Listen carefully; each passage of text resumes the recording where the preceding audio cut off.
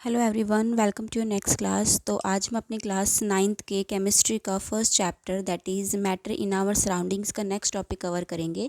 अभी तक हमने देख लिया है कि हमारा जो इफेक्ट ऑफ टेम्परेचर होता है मैटर्स के ऊपर, किस तरीके से वो उसकी स्टेट को चेंज करता है। तो आज हम अपना नेक्स्ट टॉपिक स्टार्ट करेंगे। सभी बच्चे अपनी एनसीईआरटी की बुक का पेज नंबर 8 ओपन करेंगे, ठीक है। तो हम यहाँ से स्टार्ट करेंगे 1.4.2 से। Effect of change of pressure.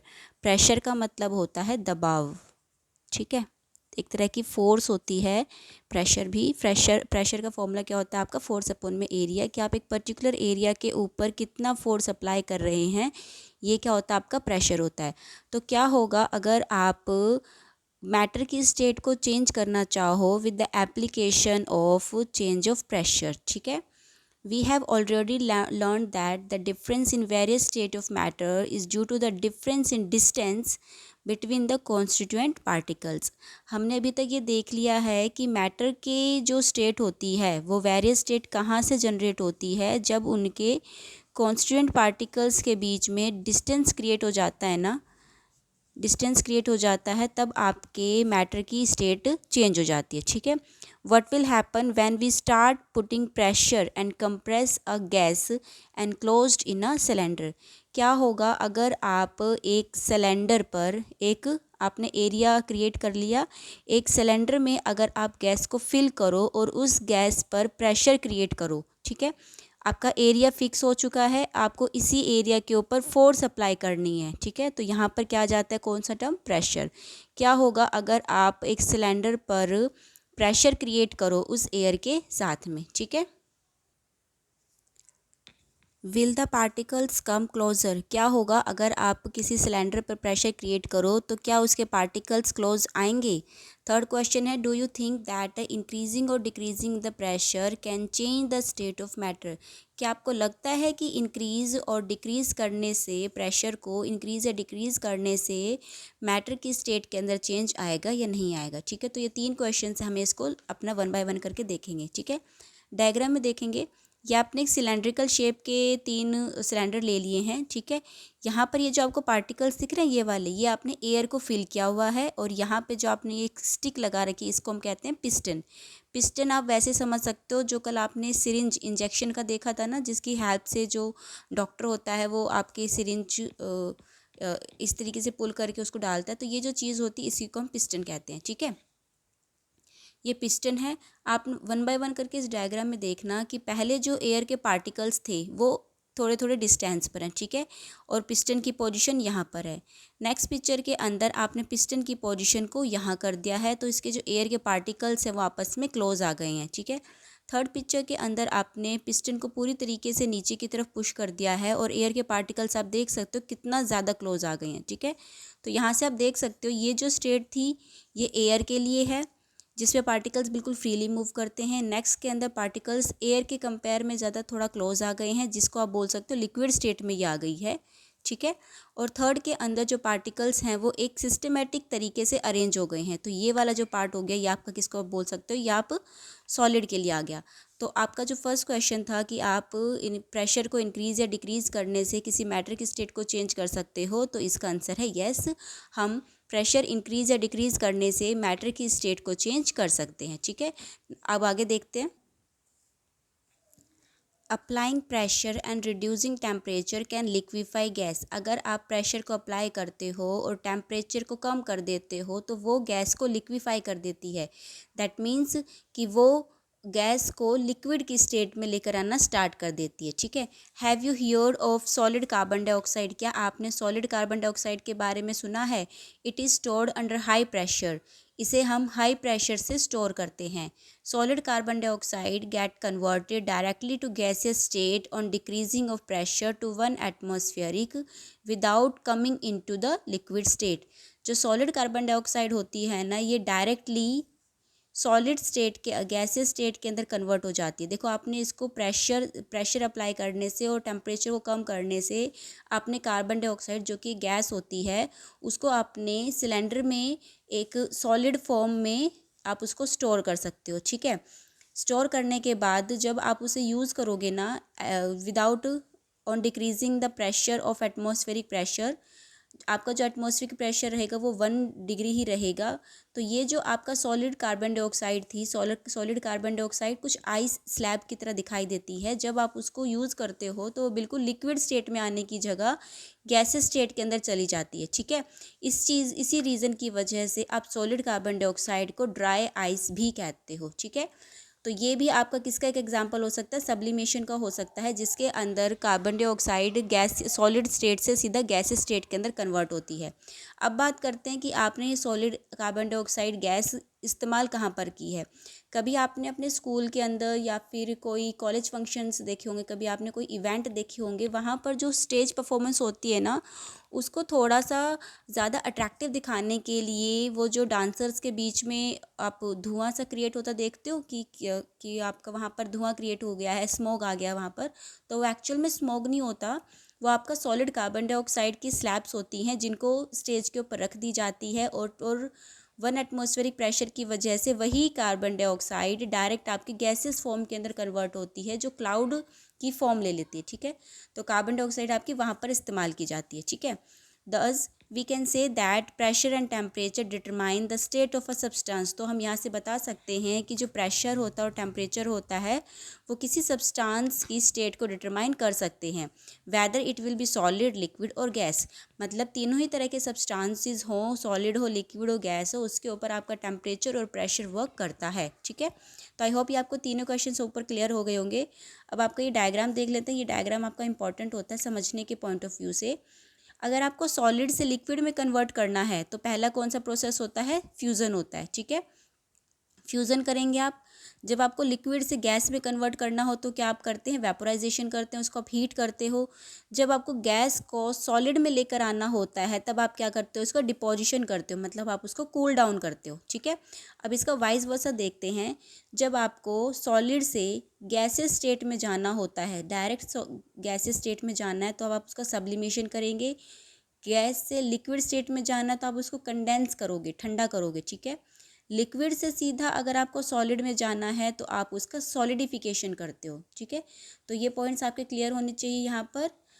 I hope ये चीज़ें आपको यहाँ पर क्लियर हो गई होंगी, ठीक है। नेक्स्ट देखते हैं हम आगे, नेक्स्ट पेज पर, पेज नंबर 9। तो पेज नंबर 9 से हम अपना लास्ट टॉपिक स्टार्ट करते हैं, जो कि है आपका इवेपोरेशन, ठीक है। Do we always need to heat और change pressure for changing the state of matter. क्या हमें हमेशा हीट को और प्रेशर को चेंज करना होगा किसी मैटर की स्टेट को चेंज करने के लिए। First question, can you quote some example from every days life where change of state from liquid to vapours take place without the liquid reaching the boiling point. आपको अपनी everyday life के अंदर कुछ ऐसे examples देखने हैं जहाँ पे जो लिक्विड है वो डायरेक्ट वेपर्स की फॉर्म में कन्वर्ट हुआ है without reaching to the boiling point, कि आपने पानी को बॉईल नहीं किया है लेकिन तभी भी वो आपका गैसेस वेपर्स की फॉर्म में आ गया है। वाटर व्हेन लेफ्ट अनकवर्ड, इसका आंसर अब यहाँ से स्टार्ट होता है। पानी को जब आप बिना ढके छोड़ देते हो, slowly changes into the vapour, ठीक है। जो पानी है जब आप उसको अनकवर्ड छोड़ते हो तो वो धीरे धीरे वेपर्स की फॉर्म में कन्वर्ट हो जाता है। जो वेट क्लॉथ ड्राई अप, जो आपके गीले कपड़े होते हैं ना वो सूख जाते हैं। What happens to water in the above two examples. आपने दो कंडीशन देखी यहाँ पर कि अगर आप पानी को अनकवर्ड छोड़ते हो तो भी आपका पानी वेपर्स की फॉर्म में कन्वर्ट हो जाता है। दूसरा देखा कि आपके जो गीले कपड़े होते हैं वो सूख जाते हैं, ठीक है। ये दोनों, इन दोनों ही केसेस के अंदर जो पानी था वो आपका कहाँ चला गया, ठीक है। We know that particles of matter are always moving and are never at rest. हमें पता है कि जो पार्टिकल्स होते हैं मैटर के, वो हमेशा मूव करते रहते हैं और वो कभी भी रेस्ट पर नहीं रहते। At a given temperature in any gas, हर एक गैस के गिवन टेम्परेचर पर, एक पर्टिकुलर टेम्परेचर पर, लिक्विड और सॉलिड, ये particles with different amounts of kinetic energy, इन पार्टिकल्स के बीच में एक डिफरेंट काइनेटिक एनर्जी प्रेजेंट होती है। गिवन टेम्परेचर का मतलब यहाँ पर ये होता है कि हर एक गैस का एक पर्टिकुलर टेम्परेचर होता है कि वो किस टेम्परेचर पे उसके पार्टिकल ज़्यादा मूवेबल होंगे, ठीक है। In this case of liquid के केस के अंदर एक small fraction of particles at the surface having higher kinetic energy. Liquid के केस के अंदर एक जो आपका लिक्विड सरफेस के ऊपर एक छोटा सा फ्रैक्शन होता है पार्टिकल्स का सरफेस के ऊपर, मतलब जो आप जैसे आपने ये ग्लास आप एक किसी बर्तन में पानी भर के रखो तो ये जो ऊपर का जो लेवल होता है ना, इस लेवल पर जो पार्टिकल्स होते हैं इसकी काइनेटिक एनर्जी ज़्यादा होती है, ठीक है। Having higher kinetic energy is able to break away from force of attraction of other particles and gets converted into the vapour. यहाँ के जो पार्टिकल्स हैं इसकी काइनेटिक एनर्जी ज़्यादा होती है, जिसकी वजह से ये अपनी फोर्स ऑफ अट्रैक्शन को जल्दी ब्रेक डाउन कर देते हैं और वेपर्स की फॉर्म में कन्वर्ट हो जाते हैं, जिसकी वजह से ये इवेपोरेट हो जाते हैं। ठीक है, this phenomena of change of liquid into vapours at any temperature below its boiling point, इसी पॉइंट को आप क्या बोलते हो, इवेपोरेशन कहते हो। पानी का लिक्विड का वेपर्स की फॉर्म में कन्वर्ट हो जाना किसी भी टेम्परेचर पे बिना उसके बॉइलिंग पॉइंट पर पहुँचे, इसी चीज़ को आप बोलते हो इवेपोरेशन। फॉर एग्जांपल यहाँ पे समझाती हूँ मैं इसको। आपने एक कंटेनर लिया हुआ है, इस तरीके से फिल किया हुआ है, ठीक है। आपने इसको नॉर्मली रूम टेम्परेचर पर रख दो, धूप में भी नहीं रखना, आप इसे अपने किसी कमरे में रख दो, ठीक है। समर के टाइम पे ज़्यादा इजीली आपको देखने को मिलेगा, क्योंकि वहाँ पर आपका टेम्परेचर थोड़ा ज़्यादा होता है। आप देखोगे कि आपका अगर वाटर का लेवल आपने यहाँ पर छोड़ा है ना, तो आप एक दिन बाद देखो, चलो 4-5 घंटे बाद ही देख लेना, आपको थोड़ा सा इसके अंदर स्लाइड चेंज देखने को मिलेगा कि आपका जो वाटर का लेवल है वो यहाँ पर आ जाता है। वो क्यों आ जाता है? क्योंकि पानी का जो ये वाला सरफेस था ना, ऊपर का सरफेस, यहाँ के जो पार्टिकल्स हैं उनकी काइनेटिक एनर्जी ज़्यादा है। काइनेटिक एनर्जी ज़्यादा होने की वजह से वो ईजिली अपनी फोर्स ऑफ अट्रैक्शन को ब्रेक कर देते हैं और लिक्विड से गैसेस स्टेट के अंदर चले जाते हैं रूम टेम्परेचर के ऊपर ही। रूम टेम्परेचर का मतलब क्या होता है? जो नॉर्मल आपका टेम्परेचर है, जैसे अभी समर्स चल रहा है तो आपका टेम्परेचर 30 डिग्री सेल्सियस होगा या फिर 25 डिग्री सेल्सियस होगा।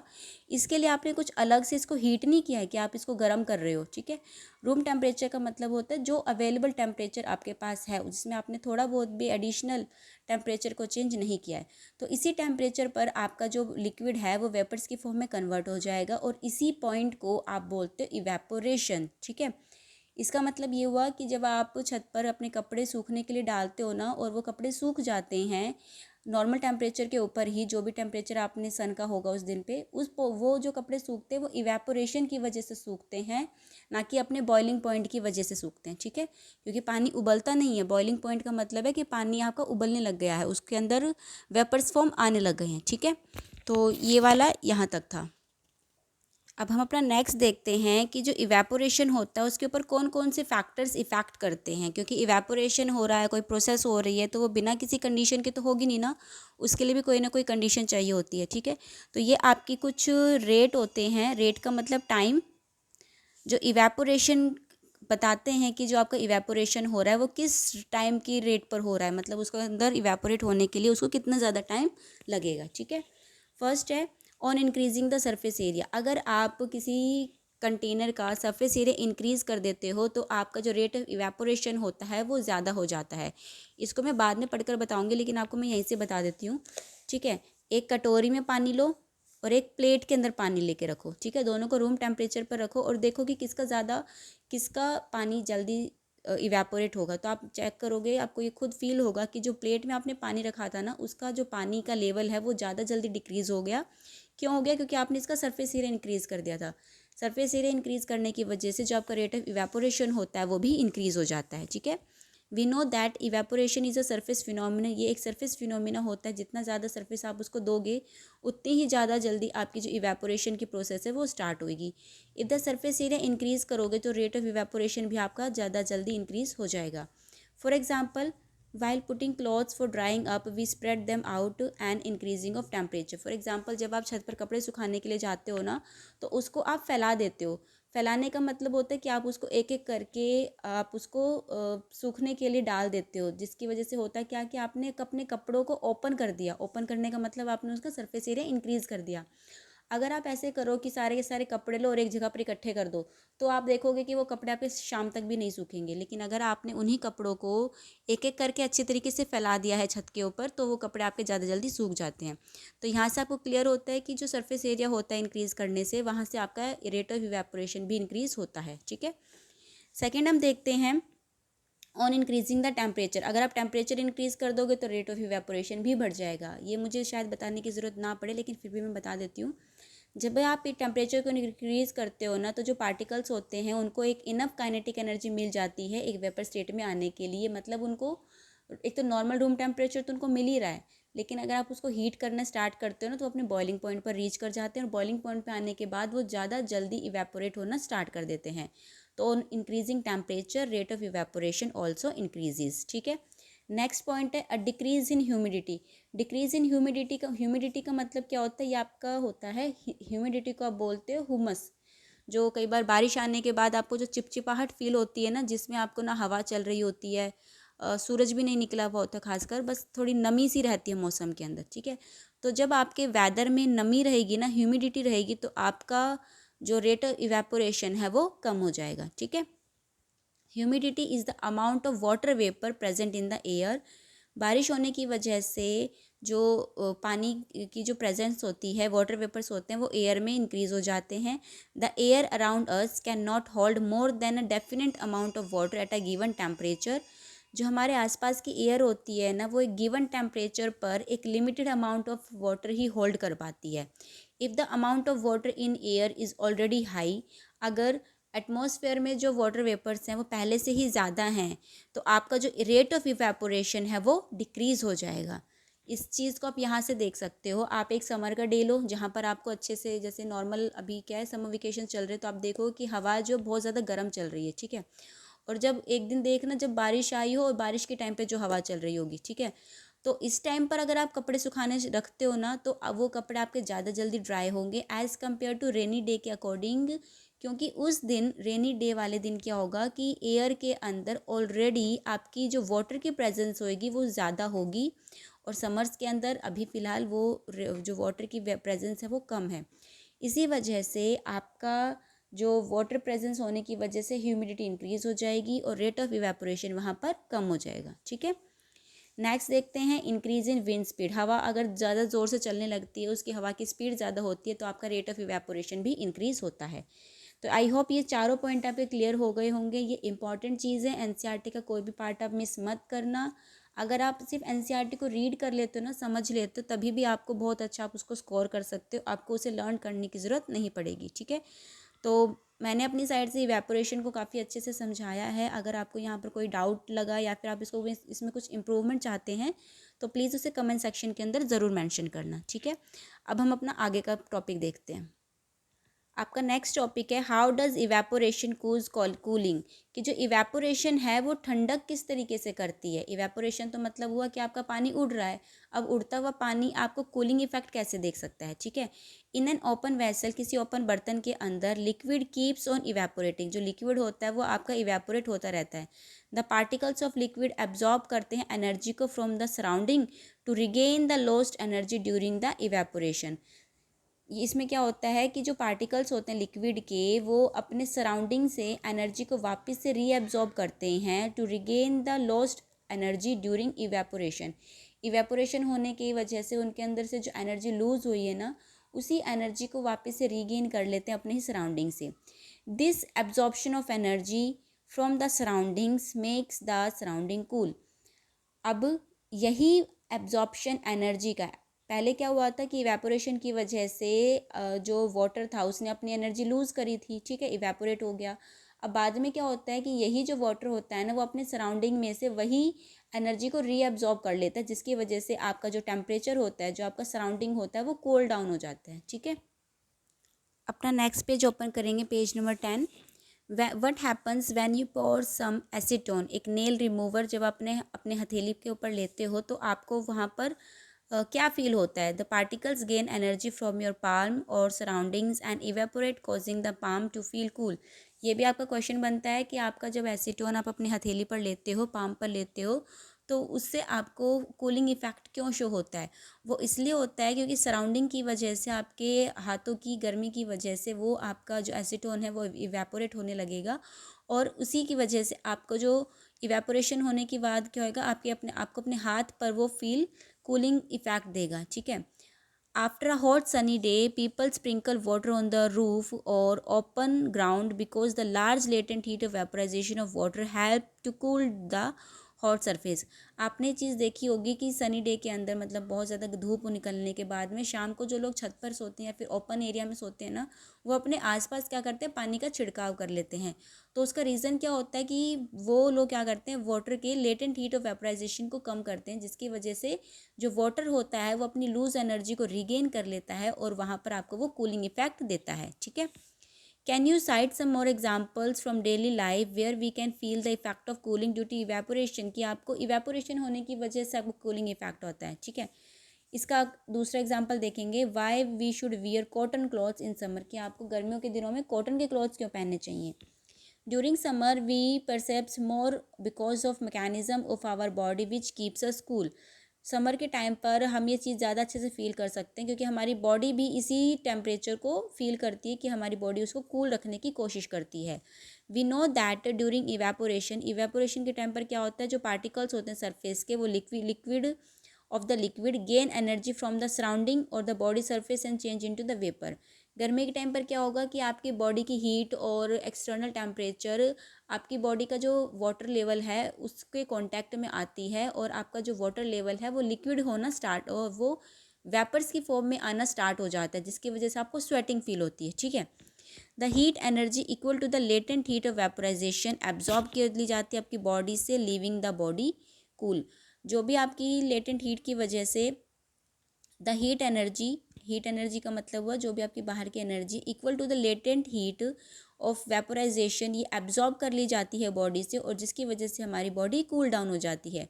कॉटन एक आपका गुड एब्जॉर्बर होता है water, help in absorbing the sweat and exposing it to the atmosphere for easy evaporation. Cotton जो मतलब सूती के कपड़े होते हैं ये आपके गुड एब्जॉर्बर होते हैं, वो पानी को ज़्यादा जल्दी से सोख लेते हैं एंड एक्सपोज करते हैं उसको एटमॉस्फेयर पे फॉर इजी इवेपोरेशन। कॉटन के कपड़े आपके इवेपोरेशन ज़्यादा अच्छे से करते हैं।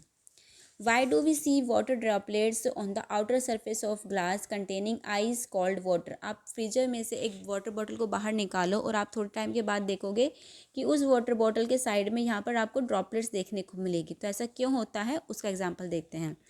Let us take some ice cold water in the tumbler. Soon we will see water droplets on the outer surface of the tumbler.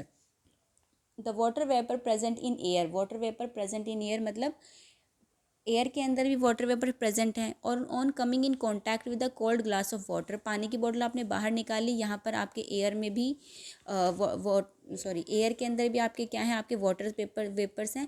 यही वाटर वेपर जब आप इसकी वाटर बॉटल के कांटेक्ट में आते हैं ना, तो ये अपनी एनर्जी को लूज़ करते हैं और ये जो वाटर वेपर्स हैं ये लिक्विड स्टेट के अंदर कन्वर्ट हो जाते हैं, which we see as water droplets. मतलब ये आपने ये पानी की बोतल बाहर निकाली, ठंडी ठंडी पानी की बोतल बाहर निकाली है, एयर आपने बाहर निकाला, एयर के अंदर जो वाटर ड्रॉपलेट्स हैं वो वाटर ड्रॉपलेट्स इस वाटर बॉटल के कांटेक्ट में आएंगे, तो यहाँ पर जो वाटर वेपर्स थे वो किस फॉर्म में है, वेपर्स की फॉर्म में है। ठीक है, और यहाँ पे जो टेम्परेचर है वो कोल्ड है। तो जब भी आपके वेपर्स एक कोल्ड रीजन में आएंगे तो वो क्या करेंगे, लिक्विफाई हो जाएंगे। लिक्विफाई होने की वजह से वो आपको पे सरफेस पे देखने को मिलता है। ठीक है, इसका एग्जांपल मैं आपको और एक और बता देती हूँ। जैसे कई बार होता है ना कि सर्दियों के टाइम पर, चलो गर्मियों के टाइम पर ही देख लेते हैं, जब आपको जब बर्फ़बारी देखने को मिलती है, आपको स्नोफॉल देखने को मिलता है, तो वो स्नोफॉल कैसे बन जाता है, वो स्नोफॉल ऐसे होता है आपका एटमॉस्फेयर के अंदर जो वाटर ड्रॉपलेट्स हैं, एयर के अंदर जो वाटर ड्रॉपलेट्स हैं वो एटमॉस्फेयर के टेम्परेचर के कम होने की वजह से, टेम्परेचर कम होने का मतलब क्या है, यहाँ पर कूलिंग ज़्यादा है। ठीक है, तो ये ज़्यादातर स्नोफॉल कब होती है, आपको ठंड के रीजन में ही देखने को मिलेगी। तो कूलिंग की वजह से, टेम्परेचर कम होने की वजह से ये जो वाटर ड्रॉपलेट्स हैं वो इस कूलिंग रीजन में आने की वजह से ठंडे हो जाते हैं, कोल्ड डाउन हो जाते हैं और ये आइस की फॉर्म ले लेते हैं। ठीक है, बर्फ़ की फॉर्म ले लेते हैं, जिसकी वजह से जब भी रेन वगैरह होती है तो यही वाटर ड्रॉपलेट्स ठंडे होकर आपको स्नोफॉल की फॉर्म में देखने को मिलते हैं। तो रेट ऑफ इवेपोरेशन आपका किन किन चीज़ों के ऊपर डिपेंड करता है और किस तरीके से ये आपको कूलिंग इफेक्ट देता है। आई होप ये सारी चीज़ें आपकी क्लियर हो गई होंगी। एक बार ये क्वेश्चन देख लेते हैं, why does a desert cooler cool better on a hot dry day. कि आपका जो डेजर्ट कूलर होता है ये ज़्यादा कूलिंग देता है गर्मियों के दिनों में। क्यों देता है, क्योंकि आप उसके अंदर पानी भरते हो, कूलर के अंदर आप पानी भरोगे, बाहर से आपकी गर्म हवा आती है, वो हवा कूलर के पानी के साथ मिक्स होती है और आपको बदले में ठंडी हवा देती है। ठीक है, how does water kept in a earthen pot. मटके के अंदर जब आप पानी को रखते हो तो वो पानी आपका ठंडा क्यों रहता है, क्योंकि मटके के सरफेस के ऊपर आपके छोटे छोटे पोर्स प्रेजेंट होते हैं। आपने यहाँ पर पानी रखा है, पानी किसके कांटेक्ट में, एयर के कांटेक्ट में है। एयर के कांटेक्ट में आने की वजह से वो पानी आपका थोड़ा थोड़ा इवेपोरेशन कॉज करेगा और आपके बदले में कूलिंग इफेक्ट आपको देगा, मतलब आपका जो पानी है वो ठंडा होता रहेगा, ठीक है। क्या होगा अगर why does our palm feel cold when we put, आपके हाथ के ऊपर आप जब अपने परफ्यूम को या फिर एसीटोन या फिर पेट्रोल को रखते हो तो वो आपको कूलिंग इफेक्ट क्यों देता है? कूलिंग इफेक्ट वो इसलिए देता है क्योंकि जो आपका परफ्यूम है, आपका एसीटोन है, जब भी आप उसको अपने हाथ पर रखते हो तो वो इवेपोरेट होता है।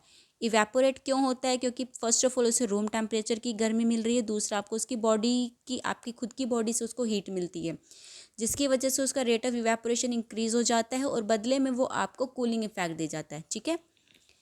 Why we are able to sip hot tea और milk faster from a saucer than a cup.